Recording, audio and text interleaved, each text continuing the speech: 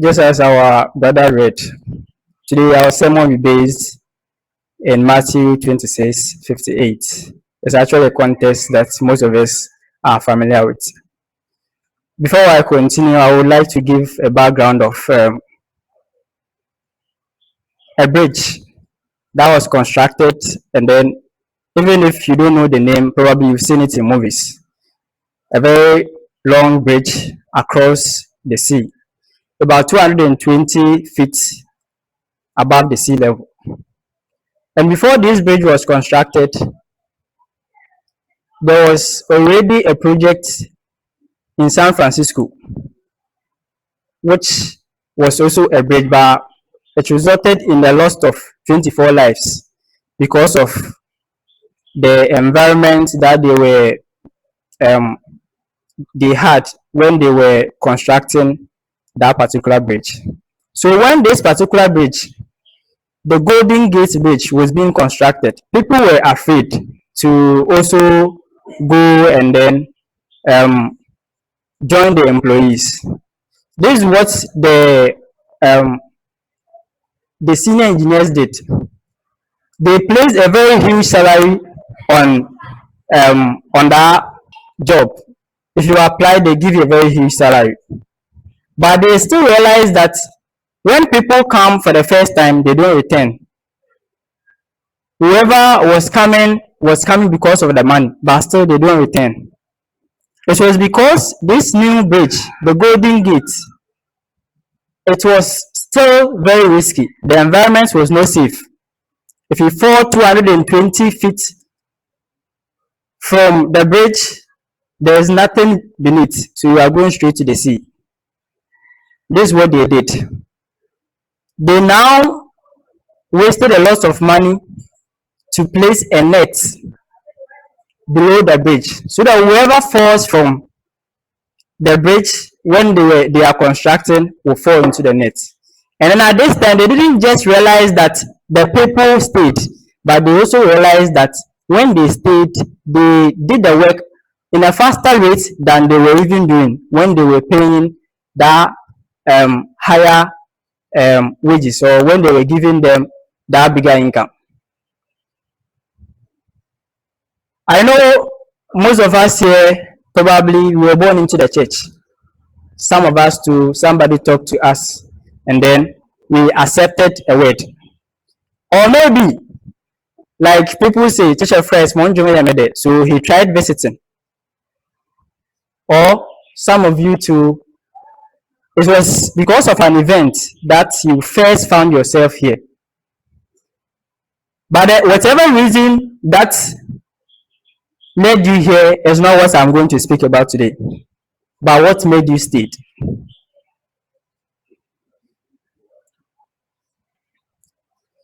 You know, sometimes I also remember how I got here.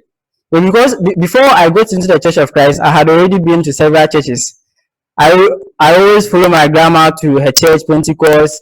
I later realized that, as a meaning, so I also got a church.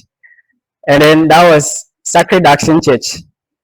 And that church, the reason why I will not just go, but go early, was because there was a certain woman who stayed closer to us. Baby, I woman offering, so I was going not just because of there was something enticing me to go. And also I'll go early just to be behind them all one day, you know. Yeah. Until you earlier, then you go and stand behind the winter one bantam and Baba magic. As time goes on, I realized that woman reject this kind of man. So I stopped and then I joined my friend Godwin. Most of us know him. I joined him. He was also a member of the Apostolic Church. We were both going to the Church of Christ. Then our math teacher happens to be a Church of Christ member. He always sits us down. When he's teaching us, he just chip in one. You know how Church of Christ people they are. So after class, we go and assist with him. He'll be discussing the Bible with us. So one day, both of both of us, myself and Godwin, we decided to just visit the Church of Christ.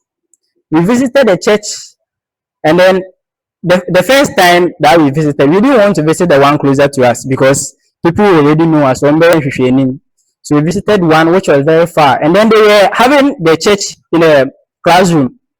We were not even able to enter. Then one woman stood up, came, and then talked to us. She is no more. And we entered the environment was welcoming. So we decided to come again,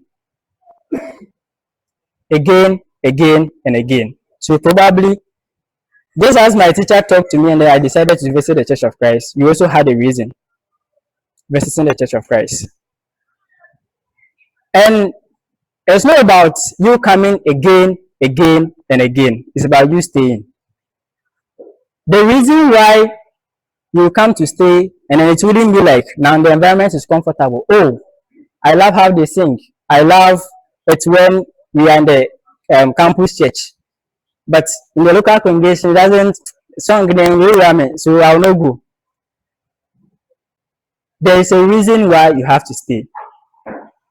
And in the context, the Bible that our brother read was about a man that you already know, Peter. He is a man that had followed Christ, has seen Christ did many wonders. And then one time he followed Christ, not with him, he followed Afar. He didn't just follow Afar, he was having a reason. And the reason is at the end. I take the text again, Matthew 26:58. But Peter followed him afar off unto the high priest's palace, and went in and sat with the servants. Why? To see the end. He has been with a man that always take Peter along. When he was even going to pray at Gethsemane, he took Peter and then James, right? And then this same man is now being led to the courtyard. The only thing Peter could do is to follow Afar. And when he registered his presence there, he just wanted to see to the end. He wasn't there. He wasn't there for people to know that there is one of his people. At least after we taking the man that they followed, they came here to see that, oh, he is the man that we've been working with. But because of Peter's reason, the reason being that he just want to see the end. You know what's made Peter do? He denied Christ. Because he was just to see, he was just there to witness whatever that was going to happen. He wasn't there to defend, he wasn't there because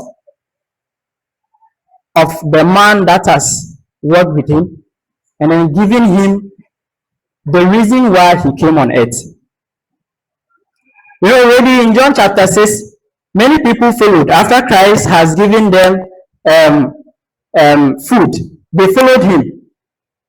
And then when people began asking him if he is really the Messiah, he should do certain wonders as the people of old had, where they received manna. They realized how Christ was saying, he was saying that he's the Son of the living God, what he's going to give them is not just the bread, but the bread of life. They found that to be something that a mere man shouldn't say. So they followed Christ though, but to them, what they say is, is this not the carpenter's son? Mary Bano. So they were not really focused on what Christ was saying. They didn't even consider the wonders that he did. They followed him just to see signs, continually seeing signs. They were not even concentrating on what Christ was saying.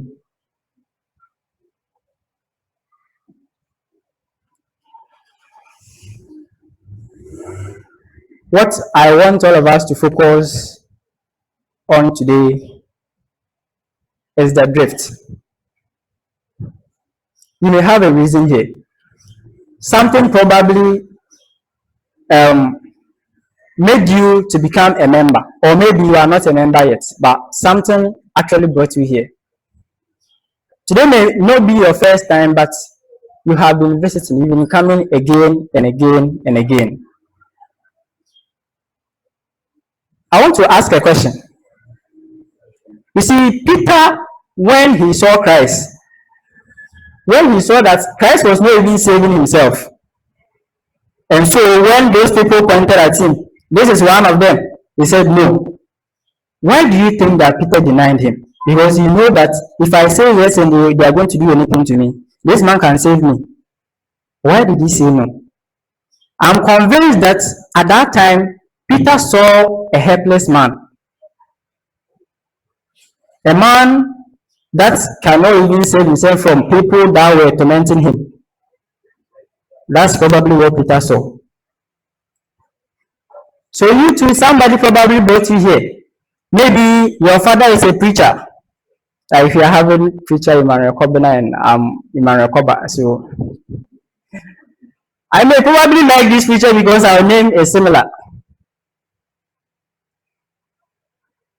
So if the reason for being here is not because of a certain word, if something that keeps you in the church is not because of the reason why this kingdom is being initiated, then one thing stands. The moment that your reason starts to leave the church, or that your reason doesn't maybe sound too encouraging to be in the church, brothers and sisters, we will stop coming to church.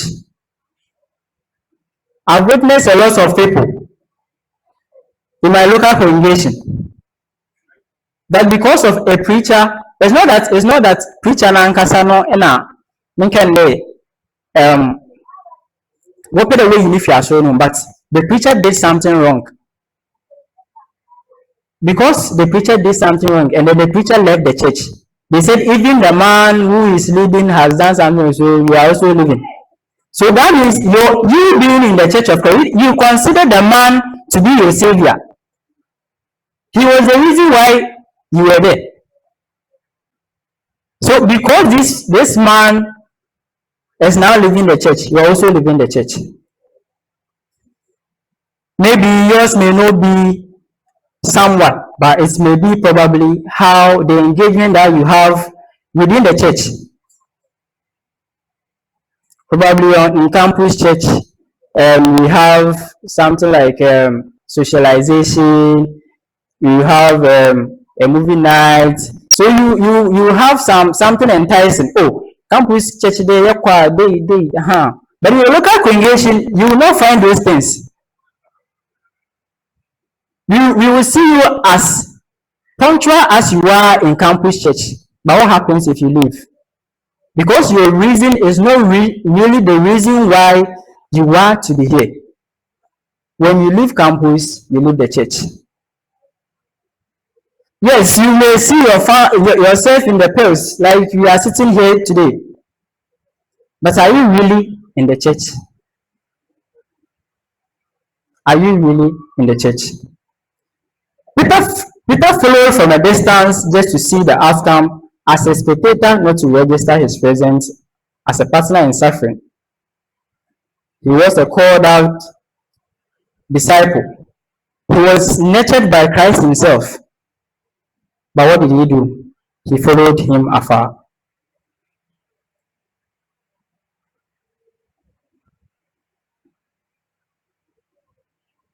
There will be several reasons why you will stay. But if it's not that core reason, the core reason why this church came on earth, my brothers and sisters, we are going to stop coming to church. Sometimes it's not even about you leaving the campus church to different congregation, to your local congregation. It's about moving from one local congregation to another local congregation. I remember when I was in Accra, I used to worship with the Church of Christ. But what happened was my first visit to the church, I saw some people seated at this side. There was a chair here. Whenever the preacher finished teaching, now I put now. And then those here were the people who, when they sing, my brother. So to me, I saw a choir. After church, I asked them, "Hey, now we are a choir. No, it's all part of the church." I said, "Hey, then how come? Now we're watching what on Jimmy Daman." But the main two for man, and then I realized that those people, whenever they said we are coming to learn songs, those are the people that come and then learn the songs. So when they come, they also want to sit at a place that probably they can communicate on how to sing a certain song. It's not something that I will encourage, but I'm bringing this in to say that you visit a church and then in the first time you say that you know go to that church again because you saw something different. You don't even try to know why. It was me already when I was going there. My preacher has warned me that Accra, and churches be how was someone is not the right way. So if you have this in your mind already. At the first visit, now, that church. So it's possible that you may be inclined to a teachings of a particular preacher. That's what has made you stay in the church. You may be inclined to how people worship or how a certain preacher speaks. So that always entices you to come to church again and again and again. And mind you, as our preacher said in 1 Corinthians chapter 3. You see, when Peter realized that some people were calling themselves people by Apollos, people of Paul, he was trying to address it. And then he said, if you have anything to do, we should do it in the glorification of the Lord. So, it shouldn't be in the name of the one who taught you or the person who led you into the Church of Christ. Some of us, our parents will still force that even if we are not ready to go to church, you have to. Because or maybe I saw paying maybe that's the reason why you kept coming and coming again. So as I said, the reason is not coming and coming and coming again. My reason here is why you will stay.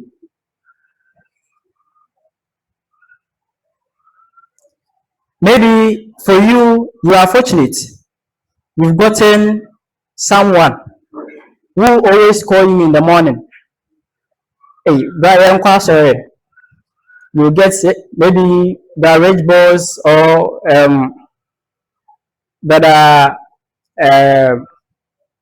You get any brother at all to call you every morning.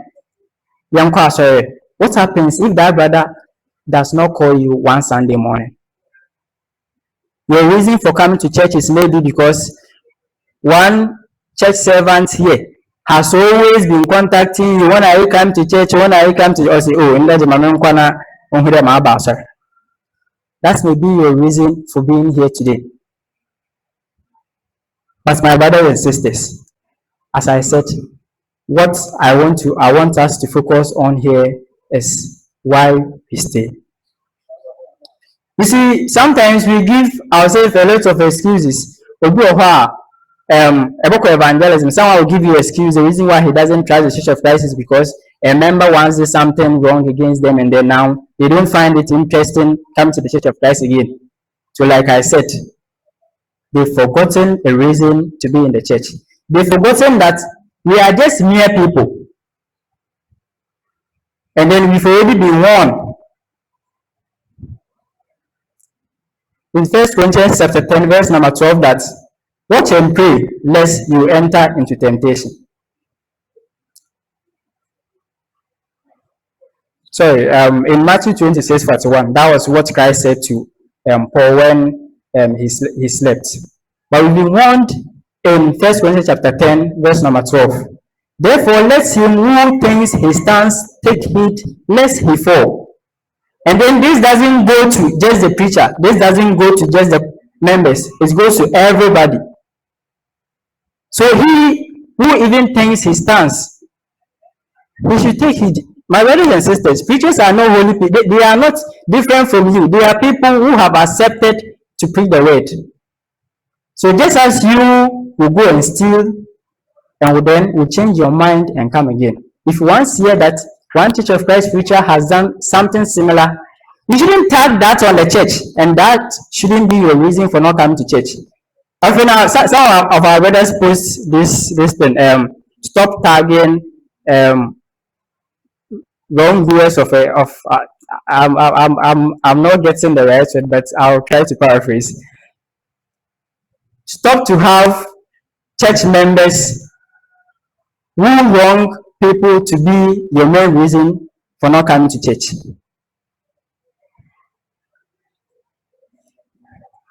So if you visited the Church of Christ, or if you've stayed in the church, or let me say, if you've been coming again and again, there's one thing that should make you stay. You should always take people who preach to you or people who talk to you as people who are just doing their work. Of course, they have to portray something to show that we have to follow them. Yes, we have criteria in choosing elders. They have to do something, but they shouldn't be your reason to stay. They shouldn't be your reason to come and come again. My reason to stay is this. You know the Samaritan woman, when she encountered Christ, and then that woman went away, and then she talked to the other Samaritans. His encounter with Christ. This is what she said. And many of the Samaritans city believed on him for the saying of the woman.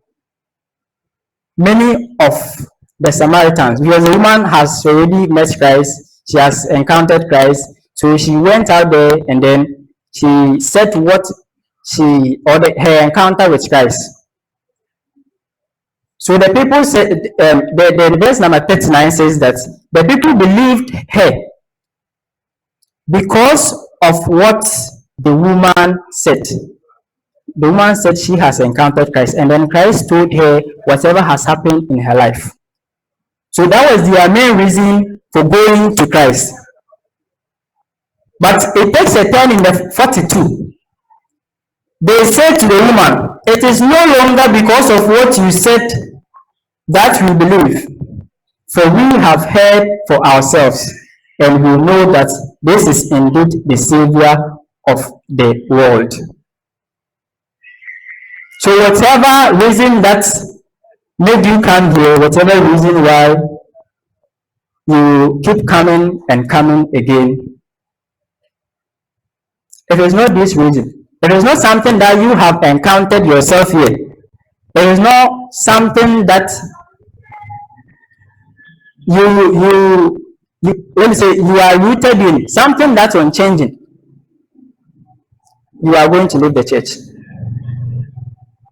If you put your faith or your hope in someone here, if you put your hope in how a certain preacher preaches, if you put your hope in how you sing here, my brothers and sisters, one day you find yourself in a church that songs, enkoye cry, and then you will not come again.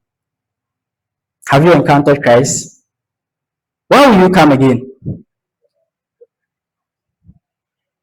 You already know it yourself. Probably me, then I had a reason for going to those churches. But when I came here and I stayed, I had my reason. Your reason may not be any of these things that I mentioned. But a preacher I met in Ekwase once said that, Preacher Samson, he said, you can only change what you know. So only you know the reason why you keep coming.